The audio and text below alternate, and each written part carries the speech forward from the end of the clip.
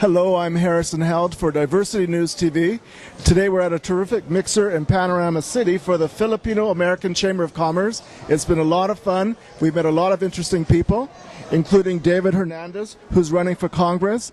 And welcome, David. Well, thank you. It's a pleasure to be here. And we have this really nice ad. They did some great artwork. It's nice. It's nice. Well, and what I wanted it to be is not so much about me, but about the individuals that I've interacted with over a long period of time here in the San Fernando Valley, and that really is the 29th Congressional District is a brand new district as a result of redistricting and the census. And so we have an opportunity this time in many, many years so that individuals that are involved in the community and nonprofits and with chambers of commerce, that we have the ability to really tap in to some resources that will really elevate the quality of life here, especially in the East San Fernando Valley. What kind of resources? Well, the federal government has already begun sending $1.6 billion to the city of Los Angeles to reinvest in infrastructures and to create jobs. Now, the city of Los Angeles is receiving federal funds and state funds all the time. The challenge is that we as residents in communities like Panorama City, Van Nuys, Arleta, Sun Valley, North Hollywood, they're some of the most blighted communities in all of Los Angeles. And why is that? Well, there are many reasons that a community becomes blighted. There's a political incentive that if you allow a community to become run down, if you allow a lot of vacancies with businesses, if you allow the streets and the sidewalks to deteriorate, you can create a redevelopment zone. It's an official blight is an official title given to a community once it reaches a certain point. What that does is that allows politicians to create a redevelopment zone or redevelopment agency, which then becomes almost its own entity, to where the redevelopment agency can then go ahead and sell bonds on the bond market. Unlike the city or the county or the state that have to get voter approval, the redevelopment agency can go into bond indebtedness without anyone's approval. And what they do is they go into that indebtedness so that they can hire contractors and developers to come into the blighted area and elevate the quality of life. Now, on theory, that sounds good, but if you look at Panorama City, here we are at the Island Pacific Market. Well, right across the street, you have an area of Panorama City that has been in that stage of blight for almost the past 20 years. Wow. I mean, when I bought my first home in North Hollywood, I went to what was Montgomery Ward's in that blighted area, and I purchased my first lawnmower. And so when you look at the land speculators that are involved in this whole scheme, that the individuals that really suffer are the community, because this area has had that blighted designation for, I would say, between 15 and 20 years, and it's not alone. Also in the district is North Hollywood, the Valley Plaza area. My first job was vacuuming cars at the Valley Plaza car wash. Wow. Before the earthquake, my daughter would... By the 170 freeway. Right, yeah. And so my daughter would take ice skating lessons at the mall. That used to be outside of, it was the May Company.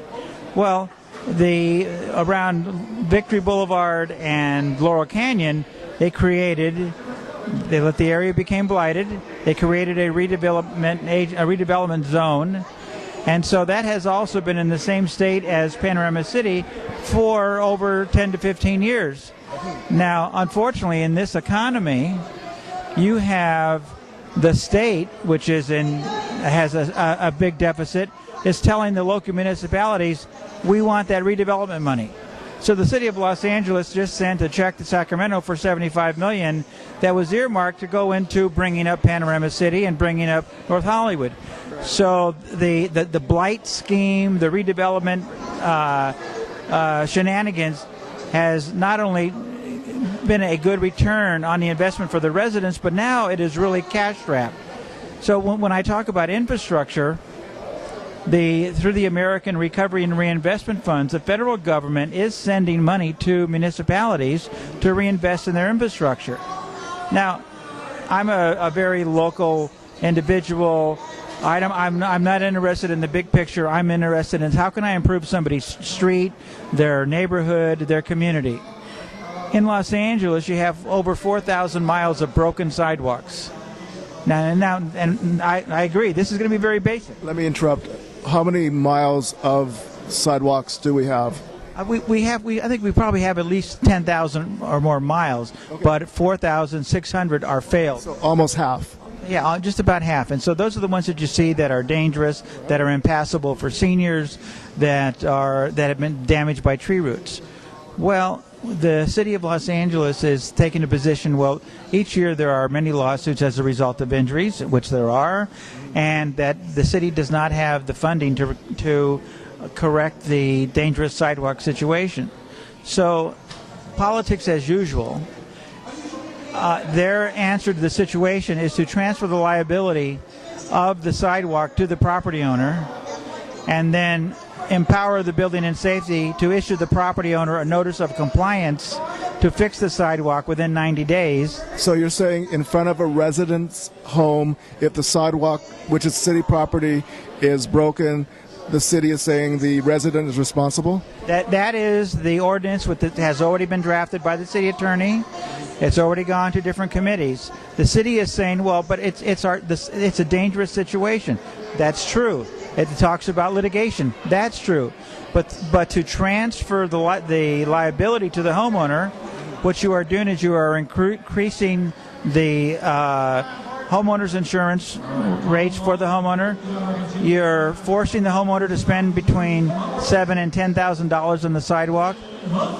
And if it sounds a little ridiculous that the residents should be responsible, especially when it's an instance where the damage was caused by a tree planted by the city. One step further is that the city is also, if the homeowner is not in a position to spend $7,000 to $10,000 on a sidewalk, the city is going to correct the situation themselves and add an additional 40% administrative fee.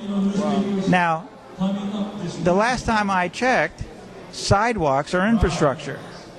Since the city of Los Angeles is receiving $1.5 billion to be spent on infrastructure, the city can no longer legitimately say they don't have the money to do that. So, my position as someone who is in a congressional seat, well, I cannot dictate how the departments are going to spend their money. What I can do is I can have congressional hearings here in Panorama City with each of the departments as to what are they doing with the federal tax dollars that are coming into the community. The Department of Water and Power is in the same position. The Water and Power is getting ready to raise water and power rates. They have about 3 of them lined up. Their justification is that we have 100-year-old telephone poles. We have outdated and failing transformers. That what we need to do is we need to invest in infrastructure, and so consequently we need to raise the rates to the ratepayers. Well, the Department of Water and Power since October has already received $120 million of that American Recovery and Reinvestment Funds for infrastructure, but they're not spending it on those poles. And so So your goal is to get the money and help the community. Well, my goal... One of your goals, I would say. The money is already here. It's not a matter of getting the money. But get it to the right place. Right. Prioritize and force the local municipalities to spend the money where it was supposed to go, not on some project, some feel-good project.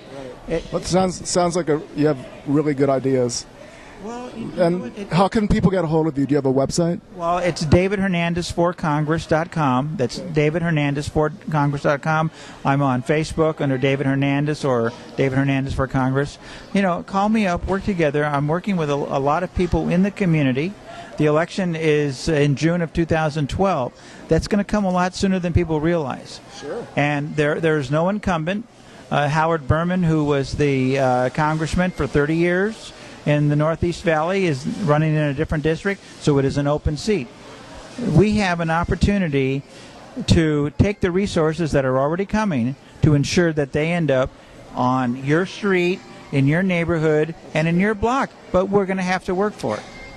Thank you very much. My pleasure. So, to our viewers, if you want to get a hold of Mr.